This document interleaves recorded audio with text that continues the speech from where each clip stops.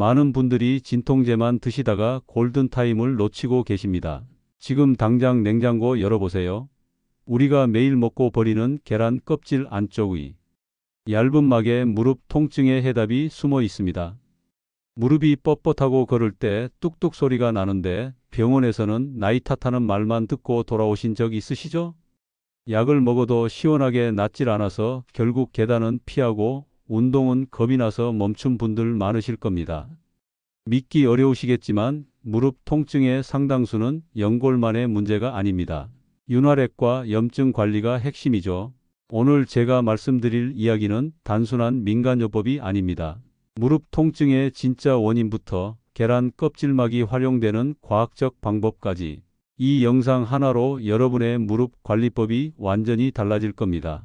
뻔한 이야기일 수 있지만 무릎 건강을 위해 지금부터 끝까지 집중해 주세요. 안녕하세요. 저는 정형외과 전문의 이준호입니다.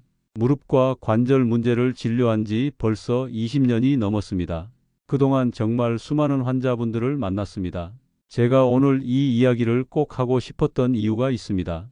몇 년 전 일인데요. 한 어르신이 제 진료실에 오셨어요. 68세 여성 환자분이셨는데 무릎 통증 때문에 2년 넘게 진통제만 드시다가 오신 거예요. 그분이 진료실 문을 열고 들어오시는 모습을 지금도 생생히 기억합니다. 걸음걸이가 불편하셨고 얼굴에는 피로가 가득했죠. 의자에 앉으시면서 이렇게 말씀하셨어요. 선생님, 약 먹으면 그때뿐이에요. 몇 시간 지나면 또 아프고 밤에는 더 심해져서 잠도 제대로 못 자요. 계속 이렇게 살아야 하나요? 그때부터 저는 생각했습니다. 약만으로는 부족하다고요. 환자분들께 약을 처방하는 것도 중요하지만 생활 속에서 바로 적용 가능한 안전하면서도 효과적인 루틴을 알려드려야겠다고 마음먹었죠. 그 후로 저는 진료실에서 환자분들께 약 처방과 함께 생활관리법을 자세히 설명드리기 시작했습니다. 처음에는 반신반의하시던 분들이 많았어요. 이게 정말 효과가 있을까요? 라고 물으시는 분들도 계셨죠. 하지만 몇 주, 몇 달 지나서 다시 오셨을 때 그분들의 표정이 달라져 있었습니다. 계단을 오르내리시는 게 한결 편해졌다는 분, 밤에 무릎 통증 때문에 잠을 설치지 않게 됐다는 분, 손주들과 산책을 다시 할 수 있게 됐다는 분들을 보면서 저는 확신했습니다. 방법을 바꾸면 삶이 바뀐다는 걸요. 그래서 오늘 제가 직접 여러분께 집에서 바로 실천 가능한 루틴을 정리해서 알려드리려고 합니다. 어려운 게 아닙니다. 여러분의 일상 속에서 조금만 바꾸시면 되는 거예요. 먼저 현실부터 직시해야 합니다. 50대 이후 무릎 관절 문제는 결코 드문 일이 아닙니다. 우리나라에서도 50세 이상 성인 중에서 무릎 관절증이 엑스레이나 MRI 같은 영상 검사에서 확인되는 경우가 정말 많습니다. 특히 여성분들에게 더 흔하게 나타나죠. 왜 그럴까요? 나이가 들면서 관절 사이의 연골이 조금씩 닳기 시작합니다. 젊었을 때는 부드럽고 탄력 있던 연골이 점점 얇아지고 거칠어지는 거예요. 여기에 무릎 안쪽의 윤활액도 줄어듭니다.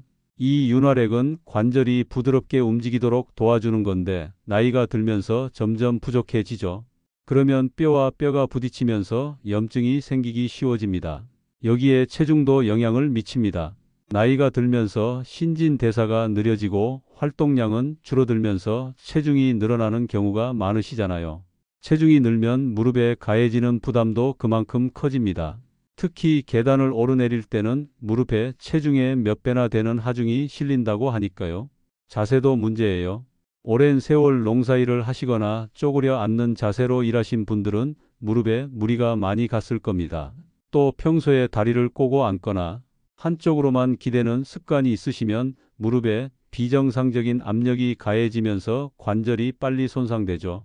그런데 문제는 이게 끝이 아니라는 겁니다. 무릎이 아프면 어떻게 되시나요? 움직이기가 싫어집니다.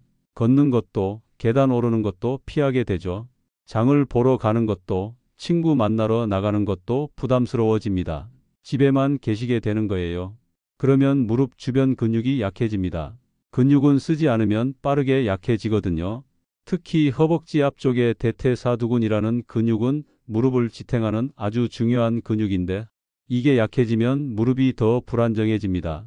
그러면 통증은 더 심해지고 또 움직이기 싫어지고 이렇게 악순환이 계속되는 거죠. 밤에 잠을 설치시는 분들도 정말 많습니다. 낮에 활동하면서는 어떻게든 참으시다가 밤에 누워 계시면 무릎이 욱신거리고 뻐근해서 자다가 깨시는 거예요. 자세를 바꿔도 시원하지 않고 한숨만 나오죠. 이렇게 수면의 질이 떨어지면 낮에 더 피곤하고 활력도 떨어집니다. 면역력도 약해지고요. 일상생활이 점점 힘들어집니다. 화장실 가는 것도, 부엌에서 요리하는 것도, 청소하는 것도 다 버거워집니다. 독립적인 생활이 어려워지면서 자존감도 떨어지고 우울한 기분이 드시는 분들도 많습니다. 그렇다고 진통제만 드시면 될까요? 아닙니다.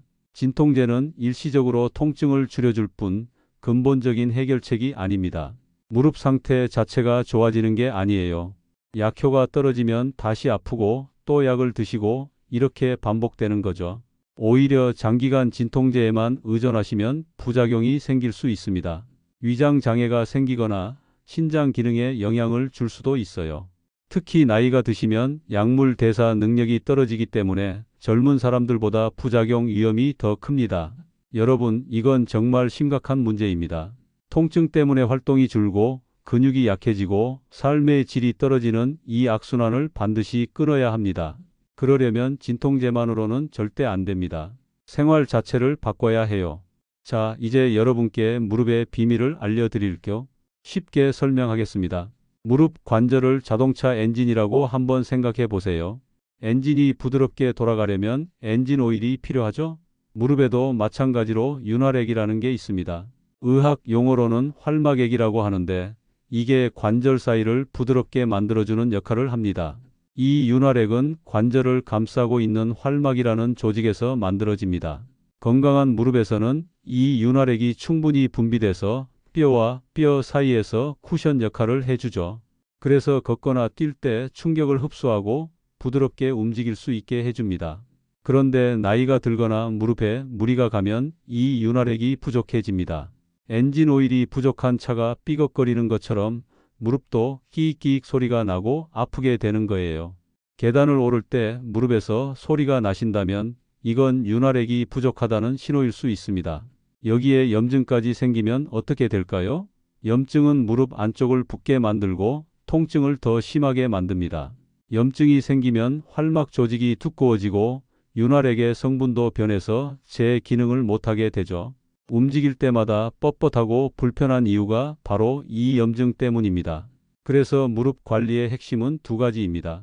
첫째는 윤활을 잘 유지하는 것이고 둘째는 염증을 줄이는 것입니다. 이 두 가지를 동시에 관리해야 무릎이 좋아집니다. 어느 하나만 해서는 충분하지 않아요. 자, 그럼 여기서 계란 이야기로 넘어가 볼까요? 요즘 인터넷이나 유튜브에서 이런 이야기 많이 보셨을 겁니다. 계란 껍질 안쪽에 얇은 막이 무릎에 좋다더라. 이게 과연 사실일까요? 결론부터 말씀드리면 반은 맞고 반은 틀립니다. 계란 껍질 안쪽에 붙어 있는 얇은 막, 이걸 영어로는 에그쉘 멤브레인이라고 합니다. 줄여서 ESM이라고도 하죠. 이 막에는 콜라겐, 글루코사민, 콘드로이틴, 히알루론산 같은 성분들이 들어 있습니다. 이런 성분들은 관절 건강에 도움이 될 수 있는 성분들이에요. 그래서 이 막에서 나온 성분을 가공해서 만든 보충제는 일부 연구에서 무릎 통증이나 뻣뻣함을 완화하는 데 도움이 된다는 결과가 있었습니다. 실제로 몇몇 임상 연구에서 에그쉘 멤브레인 보충제를 복용한 그룹이 위약을 먹은 그룹보다 통증이 더 줄었다는 일부 보고가 있었어요. 여기서 여러분이 꼭 기억하셔야 할 단어가 있습니다. 바로 가공해서라는 말입니다. 연구에서 사용된 건 집에서 껍질을 깨서 막을 떼어낸 게 아니라 공장에서 위생적으로 처리하고 성분을 추출해서 캡슐이나 가루 형태로 만든 보충제였습니다. 집에서 계란 껍질을 깨서 그 막을 떼어내 생으로 먹는 방식은 전혀 안전하지 않습니다. 왜 그럴까요? 첫째, 위생과 안전성 문제입니다. 여러분, 식품안전당국에서 권고하는 내용을 아시나요? 특히 나이가 드신 분들, 면역력이 약한 분들은 생계란이나 반숙 계란을 피하라고 합니다. 이유는 간단합니다. 살모넬라균 같은 세균 감염 위험이 있기 때문이죠. 계란 껍질 표면에는 보이지 않는 세균이 있을 수 있습니다. 닭이 알을 낳을 때 장 속의 세균이 껍질에 묻을 수 있거든요. 껍질을 아무리 씻어도 완전히 제거되지 않을 수 있어요. 그 껍질 안쪽 막을 생으로 먹으면 당연히 감염 위험이 높아지는 겁니다. 특히 50대, 60대, 70대 분들은 젊은 사람들보다 면역력이 약하기 때문에 식중독에 더 취약합니다. 한번 걸리면 회복도 더디고 심한 경우 입원 치료가 필요할 수도 있어요. 그래서 계란은 반드시 완전히 익혀서 드셔야 합니다. 노른자까지 완전히 익은 상태로 말이죠. 생계란이나 반숙은 절대 안 됩니다. 이건 제가 의사로서 정말 강력하게 말씀드리고 싶은 부분입니다. 둘째, 효과에 대한 오해입니다. 어떤 분들은 이렇게 말씀하세요. 계란 흰자에 라이소자임이라는 성분이 있는데 이게 염증에 좋다던데요? 맞습니다. 계란 흰자에는 라이소자임이라는 효소가 있어요. 이게 항균 작용을 한다는 건 사실입니다. 그런데 여기서 중요한 게 있습니다. 라이소자임은 가열하면 그 성질이 변합니다. 단백질이라는 게 열에 약하거든요. 그래서 일부 사람들은 생으로 먹어야 효과가 있다고 주장하는데 이건 위험한 발상이에요. 감염 위험을 무릅쓰고 생으로 먹을 만큼의 가치가 없다는 겁니다. 더 중요한 건 계란을 생으로 먹는다고 해서 무릎의 염증이 사라진다는 의학적 근거가 없다는 점입니다. 염증을 줄이려면 계란 하나로는 부족해요. 전체적인 식습관을 개선하고 체중을 관리하고 운동을 하고 충분한 수면을 취하는 등 생활 습관을 다 바꿔야 합니다. 그럼 병원에서 맞는 무릎 주사는 어떨까요? 많은 분들이 히알루론산 주사를 맞으십니다. 이건 무릎 관절에 직접 주입해서 윤활을 돕는 주사죠. 히알루론산은 우리 몸의 윤활액에도 들어있는 성분인데 이걸 인위적으로 관절에 넣어주는 거예요. 일부 환자분들께는 분명히 도움이 됩니다. 통증이 줄고 움직임이 편해지는 경우가 있어요. 하지만 모든 사람에게 효과가 있는 건 아닙니다. 사람마다 관절 상태가 다르고 염증의 정도가 다르기 때문에 반응도 다 다르죠. 그래서 의학계에서도 히알루론산 주사를 일괄적으로 권장하지는 않습니다. 환자 상태를 보고 다른 치료법들을 먼저 시도해 본 후에 필요하다고 판단될 때 담당 의사가 처방하는 거예요. 그리고 중요한 건 음식이나 보충제를 먹는 것과 관절에 직접 주사하는 것을 똑같다고 볼 수는 없다는 겁니다.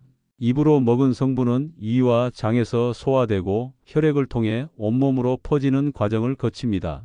그 과정에서 분해되고 변형되기 때문에 과연 얼마나 무릎 관절까지 정확히 전달되는지는 알 수 없죠.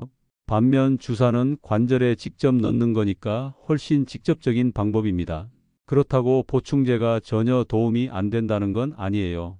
에그쉘 멤브레인 보충제처럼 가공된 형태로 임상 연구를 거친 제품을 의사와 상의해서 복용하는 건 충분히 고려해 볼 수 있습니다. 다만 만약 여러분께서 계란 껍질막을 직접 활용해 보고 싶으시다면 절대 아무 계란이나 사용하시면 안 됩니다. 반드시 가까운 전문의와 상담하신 후에 난각번호 1번으로 표시된 신선한 계란을 선택하셔야 합니다. 난각번호 1번은 산란일로부터 가장 신선한 계란을 의미하죠. 또한 가능하다면 유정란처럼 더 위생적으로 관리된 계란을 선택하시는 게 좋습니다. 하지만 저는 의사로서 그보다는 검증된 보충제 형태로 섭취하시길 권장드립니다. 위생과 안전이 무엇보다 중요하니까요. 하지만 집에서 껍질막을 떼어 먹는 건 절대 안 됩니다. 이건 다시 한번 강조드립니다. 위생상 너무 위험하고 효과도 불확실해요. 이제 실제 사례를 하나 말씀드릴게요. 72세 김영희 어르신의 이야기입니다. 김 어르신은 제게 처음 오셨을 때 이렇게 말씀하셨어요. 선생님, 아침에 일어나서 첫 발을 디딜 때가 제일 아파요. 밤새 자고 일어나면 무릎이 뻣뻣하게 굳어 있는 것 같아요. 화장실 가려고 일어나는데 무릎이 너무 아파서 한참을 침대 가장자리에 앉아서 버텨야 해요. 그러다가 조금씩 움직이면 좀 나아지는데 그 시간이 너무 괴롭습니다. 김 어르신은 5년 전부터 무릎 통증이 시작됐다고 하셨어요. 처음에는 가끔씩 아픈 정도였는데 시간이 갈수록 점점 심해지셨대요. 처음 몇 년은 파스 붙이고 진통제 먹으면서 버티셨다고 해요. 그런데 작년부터는 일상생활이 너무 힘들어지셨답니다.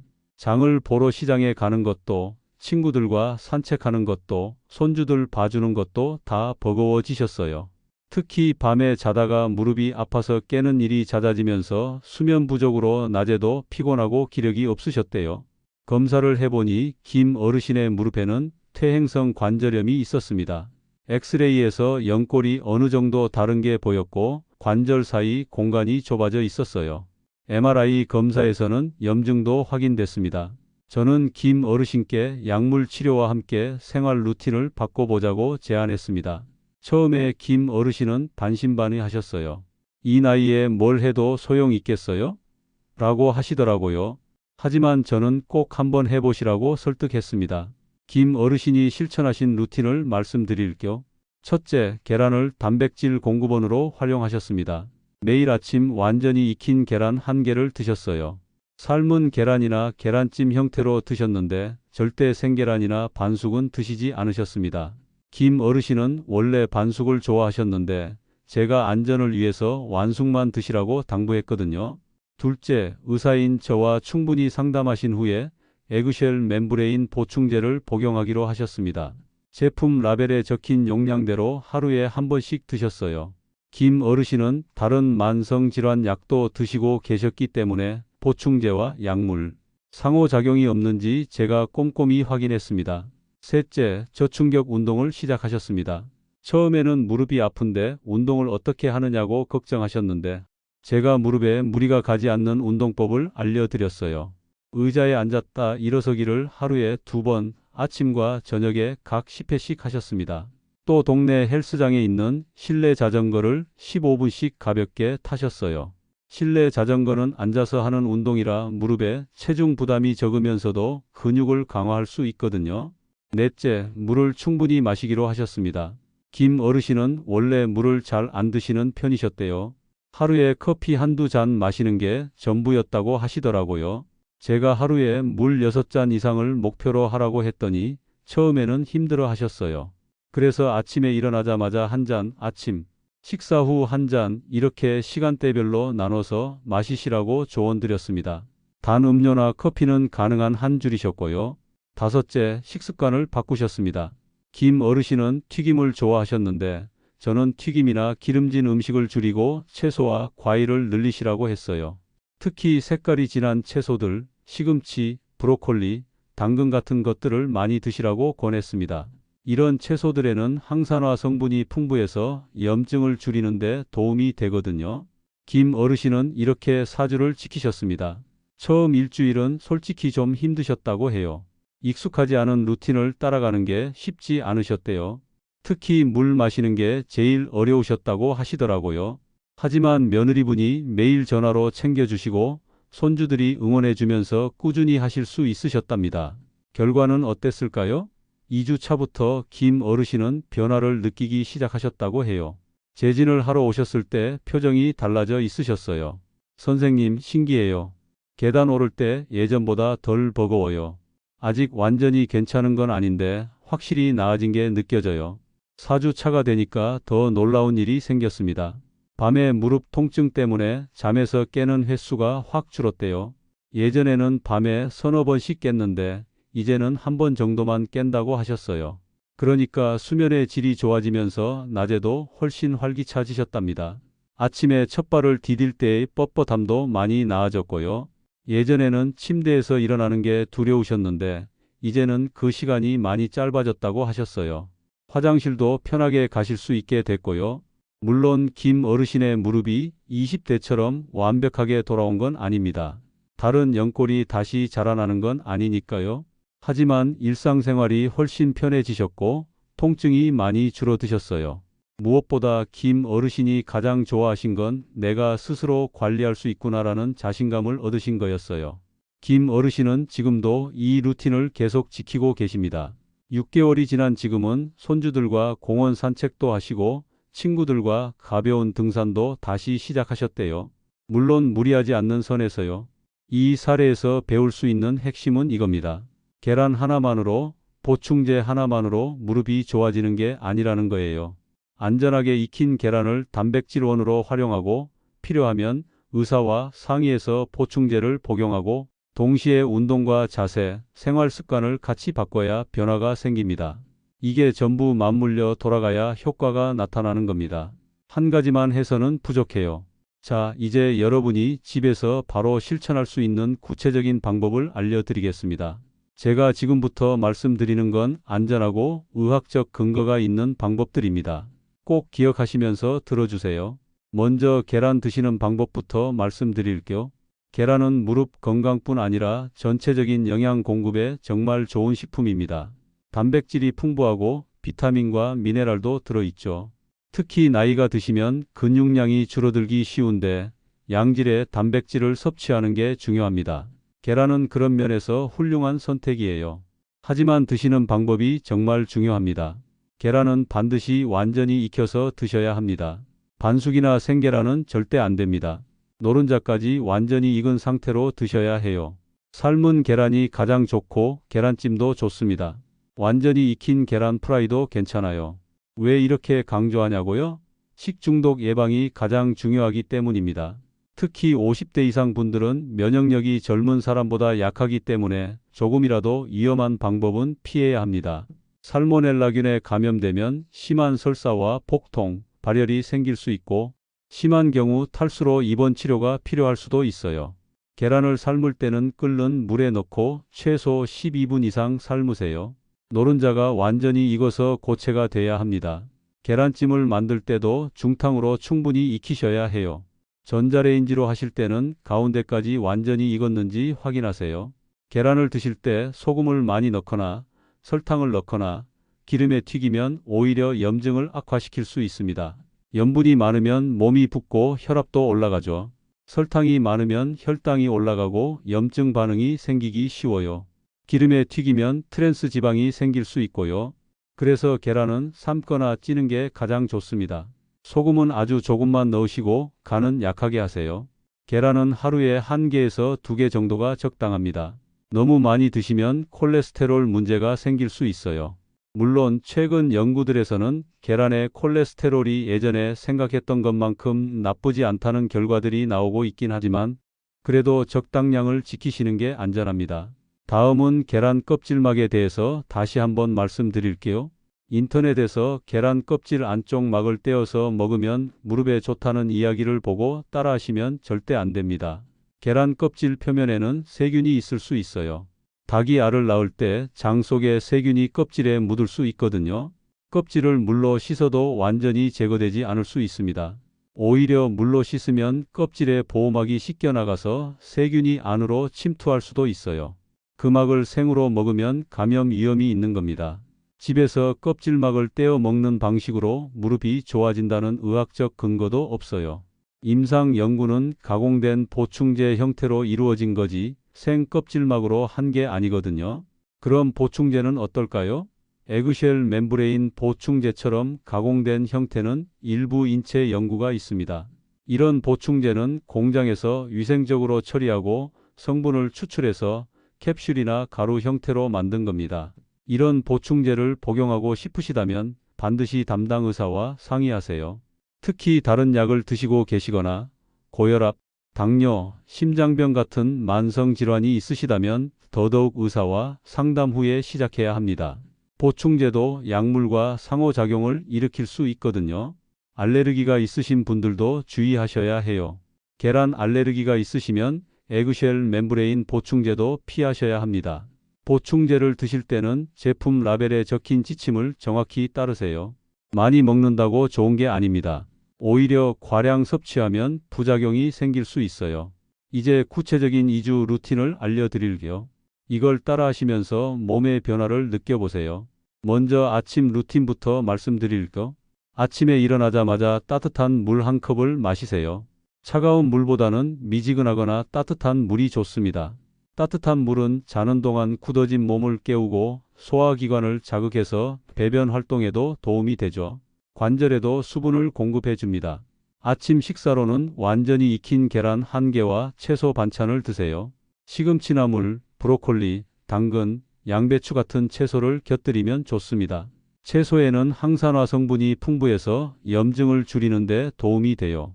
특히 색깔이 진한 채소일수록 항산화 성분이 많습니다. 낮에는 가벼운 운동을 하세요. 의자에 앉았다 일어서기를 10회씩 하루에 2번 하시면 됩니다. 이건 무릎 주변 근육, 특히 허벅지 앞쪽 근육을 강화하는 운동입니다. 의자 높이는 너무 낮으면 안 돼요. 무릎이 90도보다 더 접히지 않도록 적당한 높이의 의자를 사용하세요. 보통 식탁 의자 정도 높이가 적당합니다. 천천히 무릎에 통증이 느껴지지 않는 범위에서 하시면 됩니다. 일어설 때는 허벅지에 힘을 주면서 천천히 일어나시고 앉을 때도 천천히 앉으세요. 절대 빠르게 하려고 하지 마세요. 속도보다는 정확한 자세가 중요합니다.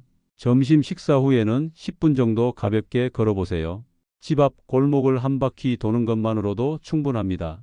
식후 걷기는 소화에도 좋고 혈당 조절에도 도움이 되며 무릎에 무리가 가지 않는 좋은 운동입니다. 저녁에는 저충격 유산소 운동을 하세요. 실내 자전거를 15분에서 20분 정도 가볍게 타시는 게 좋습니다. 동네 헬스장에 가시면 대부분 실내 자전거가 있을 거예요. 처음에는 저항을 아주 약하게 설정하시고 천천히 페달을 밟으세요. 땀이 살짝 날 정도면 적당합니다. 수영장에 가실 수 있으면 수영이나 물속 걷기가 최고입니다. 물속에서는 부력 때문에 체중 부담이 줄어들면서도 전신 근육을 고르게 사용할 수 있거든요. 무릎 관절염이 있으신 분들께 수영이나 아쿠아로빅을 많이 권하는 이유가 바로 이겁니다. 운동 후에는 무릎 주변 스트레칭을 5분 정도 하세요. 허벅지 앞쪽과 뒤쪽을 가볍게 늘려주는 스트레칭이 좋습니다. 벽이나 의자를 잡고 서서 한쪽 다리를 뒤로 접어 발목을 잡고 당기면 허벅지 앞쪽이 늘어납니다. 의자에 앉아서 한쪽 다리를 쭉 뻗으면 허벅지 뒤쪽이 늘어나고요. 통증이 느껴지지 않는 범위에서 부드럽게 하세요. 하루 종일 지켜야 할 것도 있습니다. 물을 충분히 마시세요. 하루에 최소 6잔 이상입니다. 한 잔이 대략 200ml 정도니까 하루에 1리터에서 1.5리터 정도 마시시면 됩니다. 관절의 윤활액도 수분으로 만들어지기 때문에 물을 충분히 마시는 게 정말 중요해요. 물 마시는 게 어려우시면 시간대별로 나눠서 마시세요. 아침에 일어나서 한 잔, 아침 식사 후 한 잔, 점심 전에 한 잔, 점심 후에 한 잔, 저녁 전에 한 잔, 저녁 후에 한 잔, 이렇게요. 단 자기 직전에는 너무 많이 마시지 마세요. 밤에 화장실 가느라 잠을 깰 수 있으니까요. 달고 기름진 간식을 줄이세요. 과자, 빵, 케이크, 튀김, 치킨, 피자 같은 건 염증을 악화시킵니다. 단 음료, 콜라, 사이다, 주스 같은 것도 가능하면 피하세요. 이런 음식들은 혈당을 급격히 올리고 염증 반응을 촉진하며 체중 증가의 원인이 됩니다. 대신 과일이나 견과류 소량을 드세요. 사과, 배, 귤 같은 과일은 좋습니다. 견과류는 하루에 한 줌 정도만 드세요. 너무 많이 드시면 칼로리가 높아서 체중이 늘 수 있어요. 이제 피해야 할 것들에 대해 말씀드릴게요. 무릎 건강을 위해서는 하지 말아야 할 것들도 분명히 있습니다. 먼저 음식부터 볼까요? 과한 설탕이 든 음료는 정말 피하셔야 합니다. 콜라, 사이다, 단 커피, 에너지 드링크 같은 건 염증을 악화시킵니다. 설탕이 몸에 들어가면 혈당이 급격히 올라가고 이 과정에서 염증 물질이 생성됩니다. 튀김과 가공식품도 가능한 한 줄이세요. 치킨, 돈가스, 과자, 라면 같은 건 트랜스 지방과 나트륨이 많아서 염증을 악화시키고 체중을 늘립니다. 일주일에 한 번 정도는 괜찮지만 매일 드시는 건 좋지 않아요. 과도한 술도 문제입니다. 술은 염증 반응을 촉진하고 근육 회복을 방해하며 수면의 질을 떨어뜨립니다. 특히 소주, 맥주를 자주 드시면 체중이 늘고 통풍 위험도 높아져요. 가능하면 술은 끊으시는 게 좋고 어쩔 수 없이 드셔야 한다면 아주 소량만 드세요. 다음은 피해야 할 동작들입니다. 무리한 계단 오르내리기는 정말 조심하셔야 해요. 계단은 무릎에 체중의 3배에서 4배까지 부담을 줍니다. 특히 내려갈 때 더 큰 충격이 가해지죠. 가능하면 엘리베이터나 에스컬레이터를 이용하세요. 꼭 계단을 이용해야 한다면 천천히 난간을 꼭 잡고 오르세요. 한 계단씩 천천히 오르는 게 중요합니다. 쪼그려 앉는 자세는 무릎에 엄청난 압력을 줍니다. 화장실 청소를 하시거나 받치를 하시거나 바닥에 뭔가 떨어진 걸 주우실 때 쪼그려 앉지 마세요. 작은 의자나 방석을 사용하시고 물건을 주울 때는 무릎을 굽히지 말고 허리를 숙이거나 집게를 사용하세요. 무릎 꿇고 걸레질하는 것도 절대 안 됩니다. 무릎에 직접 압력이 가해지면서 관절을 손상시킬 수 있어요. 긴 막대 걸레를 사용하시거나 물걸레 청소기를 사용하세요. 요즘은 편리한 청소 도구들이 많으니까 활용하시면 좋습니다. 과한 등산도 조심하셔야 합니다. 산을 좋아하시는 분들 정말 많으시죠. 하지만 무릎이 아프시다면 한동안은 등산을 쉬시고 평지 걷기로 바꾸시는 게 좋습니다. 등산은 특히 내리막길에서 무릎에 큰 부담을 주거든요. 꼭 산에 가시려면 등산 스틱을 2개 사용하시고 무릎 보호대를 착용하시며 내려올 때 특히 천천히 조심스럽게 내려오세요. 마지막으로 병원에서 고려할 수 있는 치료 옵션들에 대해 말씀드릴게요. 집에서 하는 관리도 중요하지만 상태에 따라서는 병원 치료가 필요할 수 있습니다. 담당 의사와 상의해서 약물 치료를 받을 수 있습니다.